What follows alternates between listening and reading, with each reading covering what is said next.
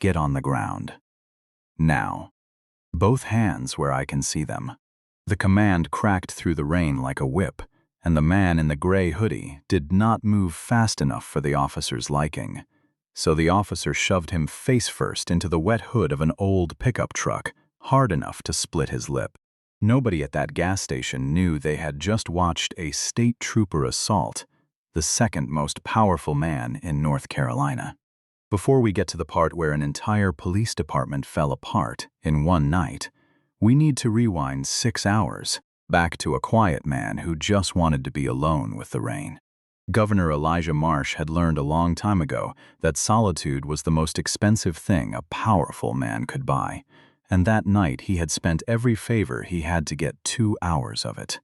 He'd told his security chief, Agent Marcus Reyes, to fall back a full 2 miles, a request Reyes had only granted after Elijah reminded him, gently, that he was still allowed to drive his own truck on his own roads. The truck was a faded green 1987 pickup with a bench seat that sagged in the middle. The same truck his father had taught him to drive on a dirt road outside Lumberton 40 years earlier. It was the only thing in his life that didn't announce who he was. At 51, Elijah Marsh was the first black governor in the history of the state. A former civil rights attorney who had spent 20 years suing police departments before he ever ran for office, and every line on his face had been earned in a courtroom or a campaign bus. Tonight he wore a faded gray hoodie from the university, where he'd gone to law school, jeans gone soft at the knee, and a wool beanie pulled low. And he looked exactly like what he was underneath all the titles. A tired man who wanted gas station coffee and 40 minutes of nobody needing anything from him. He crossed into Pine Hollow County a little after midnight, a rural stretch of pine forest and back roads that the state's political maps mostly forgot existed, and that suited him fine. The gas station appeared out of the fog like something from a memory, a single flickering sign over 2 pumps and a service window fogged with grease and old cigarette smoke. An attendant named Earl Dunning sat behind the glass half watching a small television, 71 years old and 3 months from retirement, the kind of man who noticed everything and said nothing. Elijah pulled up to the pump, swiped his own card, the personal one, not the state one, and started fueling. He leaned against the truck bed and let his shoulders drop for the first time in 11 days. Then the night split open behind him in red and blue. A patrol cruiser swerved into the lot without slowing down, no municipal markings beyond a faded decal, and instead of parking, the driver cut the wheel and angled the car to box the pickup truck against the pump. Elijah didn't flinch. 51 years of living in the body he lived in had taught him exactly how to move in a moment like this. Slow, visible, both hands rising to chest height before anyone asked. He set the nozzle back in its cradle. He turned to face the headlights. Officer Dale Whitfield stepped out into the rain like a man who had been waiting all night for exactly this. He was 38, built wide through the shoulders, a Pine Hollow lifer who had never once had his authority questioned in a town where everyone already knew his name. His hand rested on his holster, the way another man might rest a hand on a doorframe, casual, but never actually relaxed. Watch how he never once looks at the man's face. He only looks at the hoodie, the truck, the county line behind him. That will matter later. Step away from the vehicle, Whitfield barked, and Elijah answered in the same even baritone he used to calm hostile legislative committees. Evening, officer. Is there a problem? I'll ask the questions, Whitfield snapped, closing the distance, his eyes crawling over the hood, the jeans, the beanie, arranging what he saw into a story he'd already decided was true. What are you doing out here this time of night? Just passing through, Elijah said. Heading toward the Capitol. Needed gas. Passing through, Whitfield repeated, letting the words curdle in his mouth, in a truck registered to a blind trust. Elijah felt something tighten low in his chest, the particular fatigue of watching a lie about to be told about him in real time. It's a private trust, officer, for security reasons. Registration's in the glove box. Don't move toward that truck, Whitfield said, unsnapping the strap on his holster with a loud, deliberate click. We've had break-ins across the ridge. Folks matching your description creeping around at night. Matching your description. 4 words doing the work of an entire ideology. Elijah kept his hands raised and his voice level, because he had learned that anger given to a man like this was a gift, and he did not intend to give Dale Whitfield anything. Officer, I have no interest in anyone's property. Let me get my identification from the console, and this ends in 10 seconds. I told you not to move, Whitfield said, and stepped so close that Elijah could smell stale coffee and spearmint gum. Turn around, hands on the hood, and here is the frozen moment, the one you should hold onto. The governor of North Carolina, a man who commanded a $52 billion budget and 11,000 National Guard troops, standing in freezing rain being ordered to assume the position by a small-town patrolman, and somewhere 2 miles away his security detail, had no idea any of this was happening. Officer Whitfield, Elijah said quietly, reading the silver nameplate. You are making a mistake you will not be able to take back. Turn around, or I will put you on the ground right now, Whitfield shouted, drawing his taser, painting 2 red dots across Elijah's chest. Behind the fogged glass, Earl Dunning pressed his face to the window, a flip phone trembling in his hand, too far to hear the words but close enough to understand exactly what he was watching, and old enough to have watched it happen to other men his whole life and never once been able to stop it. Elijah turned. He placed his palms flat on the cold, wet hood of his father's old truck, and he said, "For the record, officer, that you are about to make the worst decision of your career." "Shut your mouth," Whitfield hissed, shoving him harder into the metal, kicking his boots apart to widen his stance. "You people always got a smart answer. Think you can roll through my town looking for an easy score."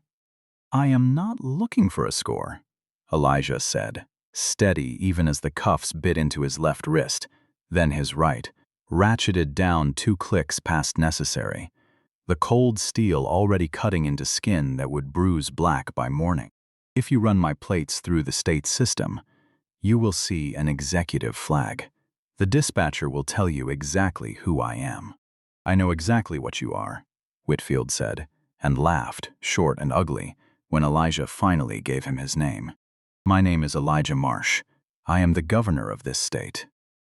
Whitfield's laugh cracked out over the rain. "That's the best one I've heard all year. Governor's sitting in a mansion right now, buddy, not pumping his own gas in a hoodie at midnight in Pine Hollow." He marched Elijah to the cruiser, with a fist twisted in his collar, shoved him into the back seat, and only then, going through his pockets in the flashlight glare, did Whitfield pull out a phone that had no logo, no home button, just a thick matte casing, built by people who did not build phones for ordinary citizens. "What kind of burner is this?" Whitfield muttered. "It's a secured state communications device," Elijah said, leaning back against the plastic seat, refusing to look away. "Press the side button, and it connects directly to State Police Command." "You're a real piece of work," Whitfield said, and tossed the phone onto the passenger seat, then keyed his radio. "Dispatch, Unit 6. I've got a male in custody at the Coleman's gas station off Route 9. Combative, delusional. Claims to be the governor. Copy that. 6. Need transport," the dispatcher answered, bored, and Whitfield said no, he'd bring the man in himself, and asked her to run the plate. Elijah sat in the dark with his wrists screaming and thought, not of fear, but of every young man in this state who had sat exactly where he was sitting and had no encrypted phone, no security detail, 2 miles out, nothing but the color of his own skin and a stranger's decision about what that meant. The phone on the passenger seat began to ring. Not a normal ring. A hard, insistent tone, the screen glowing an aggressive red, the caller identification reading only Command 0, urgent in blocked white letters. Whitfield smirked, thinking he'd caught an accomplice, and swiped it onto speaker. "Let's see which one of your buddies is calling," he said. A voice answered before he could speak, clipped and utterly without warmth. "Eagle 1. This is Vanguard. We lost signal on the primary vehicle 40 seconds ago. Confirm status immediately." Whitfield laughed into the phone. "Vanguard, Eagle 1. What kind of role play is this?" "This is Officer Whitfield of the Pine Hollow Police Department, and the owner of this phone is currently sitting in my back seat in handcuffs. Who exactly is this?" Silence answered him. It lasted 3 full seconds, and when the voice came back, all the clinical calm had drained out of it, replaced by something so quiet and so cold that it dropped the temperature inside that cruiser by 10 degrees. "Look at the man in your back seat," the voice said. "I'm looking at him." Whitfield shot back, though something had already gone tight and small in his stomach. "You have 10 seconds to remove those cuffs," the voice said. "This is Special Agent Marcus Reyes, commander of the Governor's Executive Protection Detail. The man in your vehicle is Governor Elijah Marsh. I am currently 2.4 miles from your position, approaching at 110 miles per hour. If those cuffs are still on him when I arrive, you will be treated as a hostile threat to the chief executive of this state, and my team will respond accordingly." Whitfield's radio crackled to life on his shoulder before he could answer, and the dispatcher's bored drawl had turned into something close to panic. "Unit 6, Dale, where are you? Give me your exact location right now." "Coleman's on Route 9. What is it, Denise?" "That plate came back on a Class A protected blind trust. The system just locked me out. State police just overrode our whole frequency. They're asking if the governor is safe, Dale. What did you do?" 7 seconds, the voice on the phone said. Whitfield dropped the radio mic and lunged for the back door, wrenching it open, the rain instantly soaking through his uniform. "Sir," he said, and the word came out strangled, "please let me get the keys. It was dark. I couldn't see clearly." "Leave them on," Elijah said, and something in his voice made Whitfield freeze on his knees in a spreading puddle of mud. "You wanted to treat me like a suspect, officer. We are going to finish this exactly the way you started it." That was when the engines arrived. Not one, but a pack of them. Headlights tearing through the fog. 2 black government SUVs vaulting the curb of the gas station and executing a tactical box around the cruiser before a single door had even fully opened. Followed by 3 unmarked state police cars whose lights turned the whole lot into a strobing wall of blue and white. 6 agents in tactical vests poured out before the vehicles had finished rocking on their suspensions, and leading them was Agent Marcus Reyes, a broad, granite-faced man who did not walk toward the scene so much as arrive at it. "State police? Don't move," one trooper roared at Whitfield, rifle raised, and Whitfield threw both hands up and fell backward into the mud, screaming that he was a cop, that he was local PD, while Reyes ignored him entirely and tore the cruiser's back door open to find the governor sitting there, hands cuffed behind his back, jaw tight with pain he refused to show. "Governor," Reyes said, and for 1/2 of 1 second his composure cracked. "Are you hurt, sir?" "I'm fine," Elijah said. "A little cramped." "Get him up," Reyes snapped to the troopers holding Whitfield in the mud. "Strip his weapon. Strip his badge. Strip his radio." "Allow me, sir," Reyes said, producing his own set of cuff keys, and Elijah shook his head. "No, Dylan." "No, Marcus." "Leave them on. I am leaving these on for the ride back to the Capitol, because tomorrow morning I am walking into a joint session of the legislature in these exact clothes, wearing these exact cuffs, and I am going to show this entire state precisely what happens on its back roads when the cameras are supposed to be off."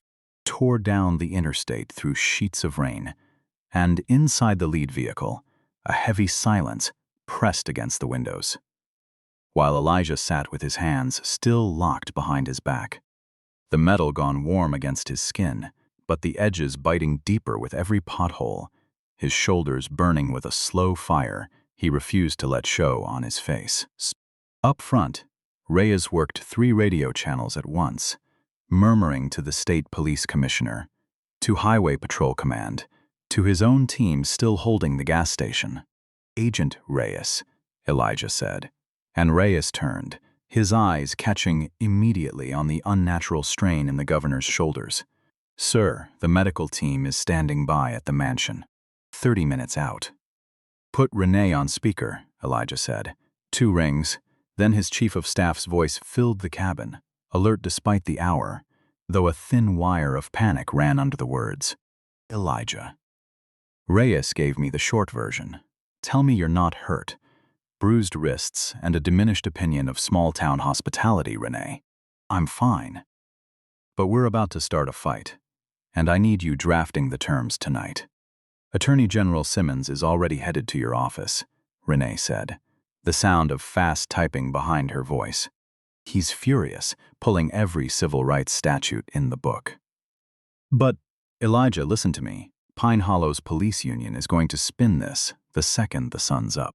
They will say you were in an unregistered vehicle, acting suspicious, refusing commands. They will bury the profiling under paperwork. Let them try, Elijah." What's... "Because Officer Whitfield did not just stumble onto me.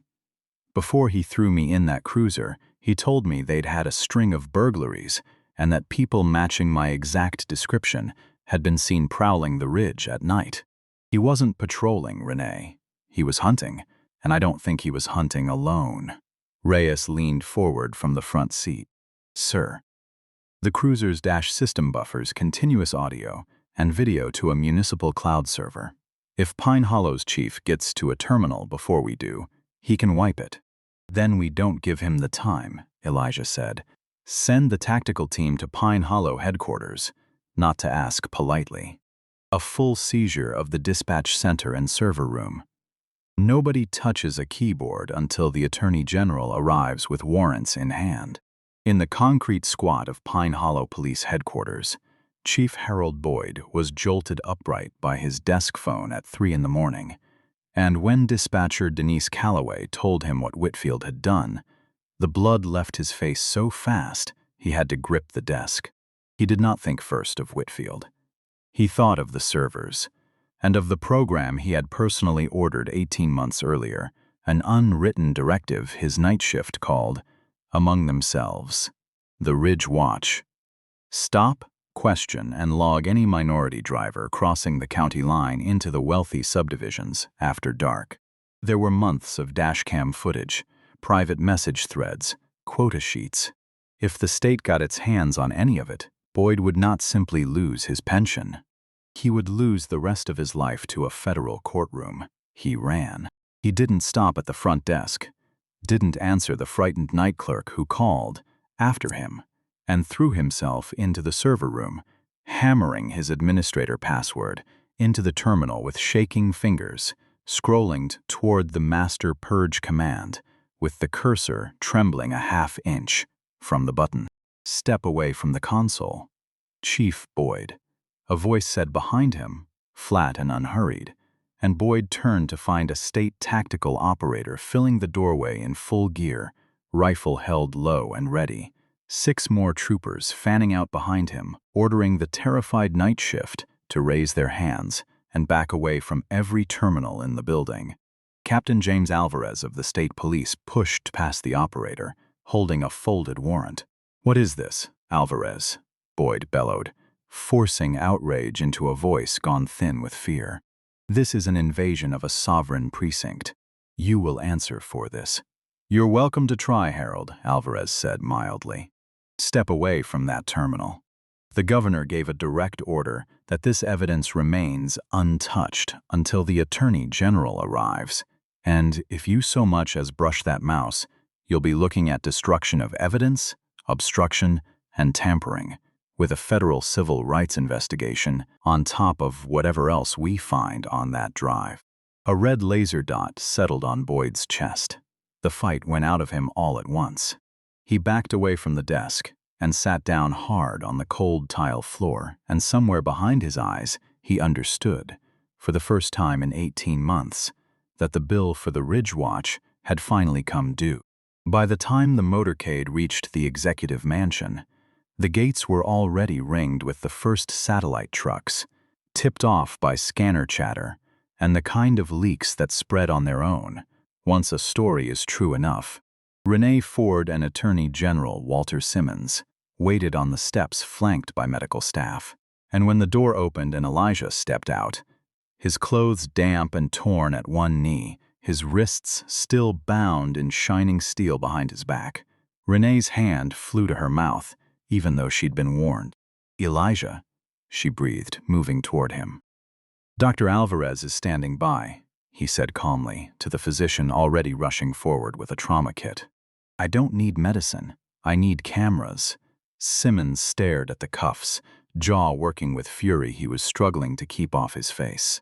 "Governor, please, let Reyes take those off. You've made your point." "The point hasn't been made yet, Walter," Elijah said, walking past them into the marble foyer, the chandeliers throwing hard light off the metal at his wrists. "Officer Whitfield told me the governor sits in a mansion and doesn't pump his own gas.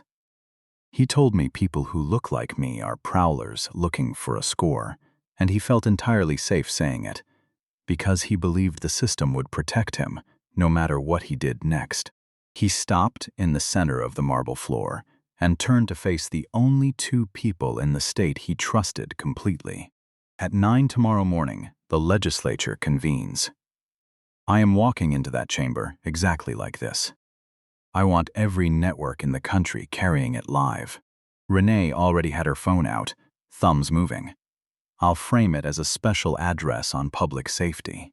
But Elijah, Kenneth Doyle, from the police union is already booked on the morning shows, and he will say you resisted, that you refused to identify yourself." "Let him talk," Elijah said, something cold and final settling into his eyes. "Let him dig his own grave on national television. By the time I reach that podium, Captain Alvarez will have pulled every log out of Pine Hollow's servers. Walter, I want every officer in that department deposed. I want whatever they were running up there dragged into daylight.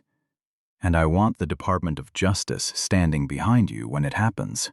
By 7:30 that morning, the story had metastasized from a rumor in one county into a national headline. Satellite trucks choking the streets around the Capitol, and in the green room of a local network affiliate, Kenneth Doyle, president of the state's largest police union, straightened his tie for a national morning broadcast, 3 hours deep into calls with terrified Pine Hollow officials, building a narrative to protect his members without the faintest idea that the servers he was counting on had already been seized. "What we have here," Doyle told the cameras a few minutes later, his voice pitched to sound reasonable, "is a misunderstanding blown out of proportion by executive privilege. Officer Whitfield was patrolling a high-crime area and encountered an uncooperative individual in an unregistered vehicle. He acted by the book to secure a volatile scene. Nobody is above the law, not even a governor." Behind the rostrum of the House chamber, in a small holding room, Elijah watched the broadcast on a muted screen, still in the mud-stained hoodie, his hands still locked behind his back 7 hours after Whitfield first ratcheted the cuffs shut. The pain long since collapsed into a deep, sickening numbness, climbing both arms into his shoulders. "Doyle just dug his own grave," Renee said, pacing with her phone against her ear. Alvarez forwarded the decrypted Ridge Watch files to Simmons 20 minutes ago. "It's worse than we thought, Elijah. They were logging minority drivers by license plate and running informal asset seizures to fund precinct equipment." "Is the chamber ready?" Elijah asked. "Screens are tied to our secure feed. The joint session is seated. Press galleries over capacity," Renee said. "They're waiting on you." At 9 o'clock, the great doors of the House chamber swung open onto 200 legislators, a packed press gallery, and a wall of camera flashes, and the sergeant-at-arms struck his gavel and announced the governor of the state to polite, expectant applause that died. The instant Elijah Marsh walked down the center aisle, flanked not by smiling aides but by 4 armed state troopers, his clothes filthy, his posture rigid, his wrists bound in steel, behind his back for the entire chamber to see. A gasp rippled through the room. Camera shutters fired in a wave that sounded like locusts. Elijah reached the podium, unable to grip its edges, and leaned into the cluster of microphones.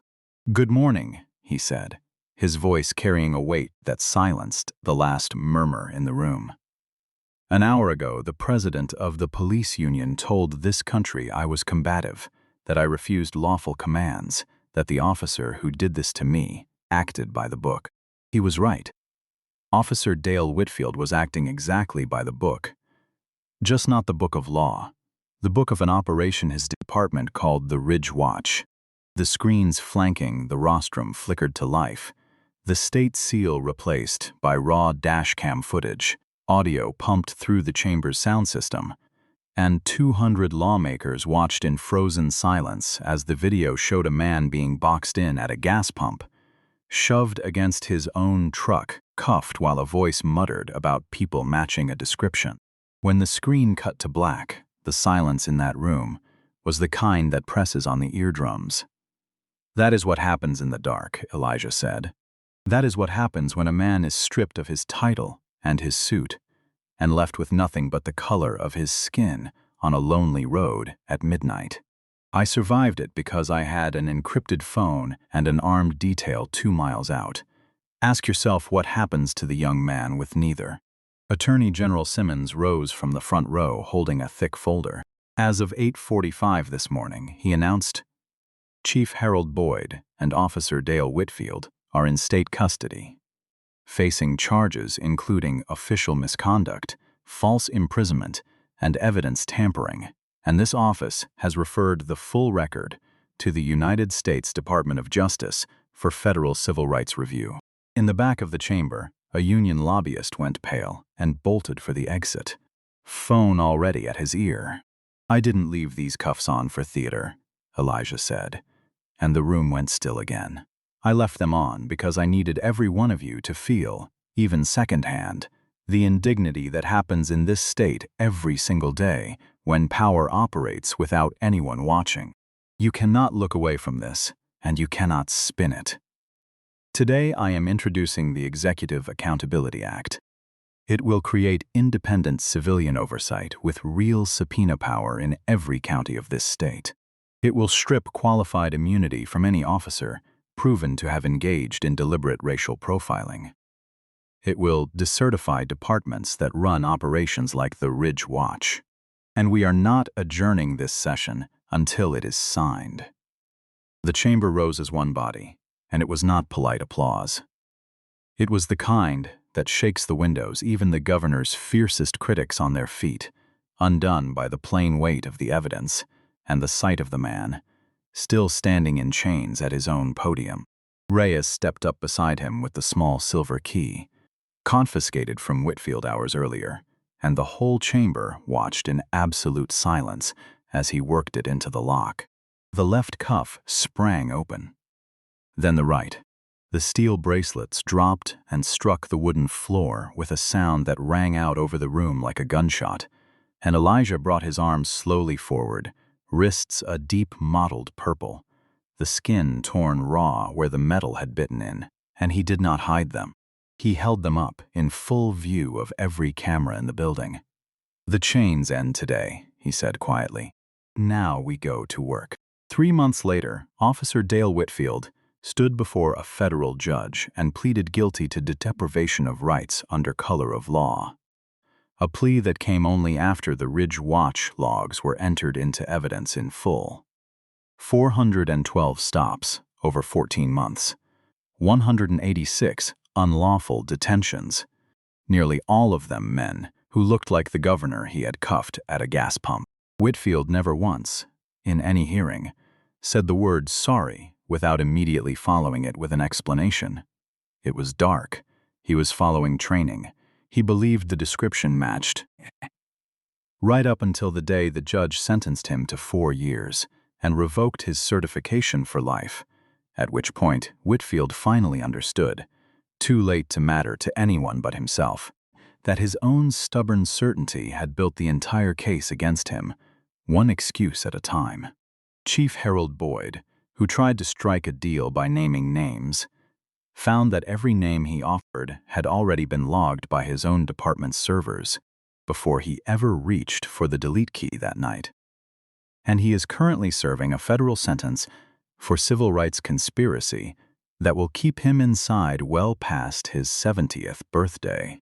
Kenneth Doyle resigned from the police union 2 weeks after his own morning show appearance was played back to him, clip by clip, in a closed-door meeting with the very members he claimed to represent.